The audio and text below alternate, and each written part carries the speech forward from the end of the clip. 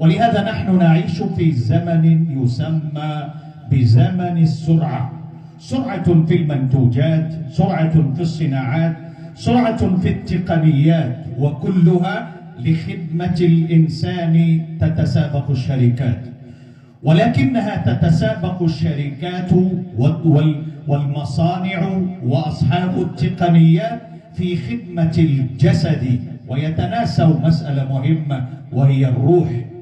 فترى فتحت آفاق كثيرة جدا على مستوى العالم لخدمة الجسد، بينما أهمل جانب آخر وهو الروح.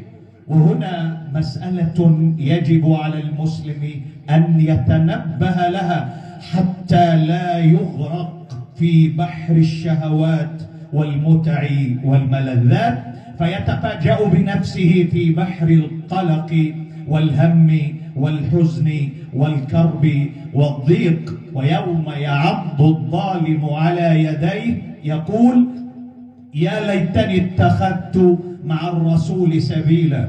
هذا عالم الروحانيات، عالم الأدب، عالم الأخلاق، عالم القيم، عالم الذل، عالم الانكسار لملك الملوك سبحانه وتعالى. وهناك عالم الشهوات وعالم الملذات. فالإنسان يعض أصابع الندم في يوم القيامة لأنه ابتعد عن حياة الرسول وطريقته، وابتعد عن حياة المؤمنين وطريقتهم، وسلك طريق أصحاب الشهوات والملذات التي صنعوها له ليغرقوه فيها. ويوم يعض الظالم على يديه يقول: يا ليتني اتخذت مع الرسول سبيلا، يا ويلتى ليتني لم أتخذ فلانا خليلا. ركز معي على هذه الجزئية: لقد أضلني عن الذكر بعد إذ جاءني وكان الشيطان للإنسان خذولا.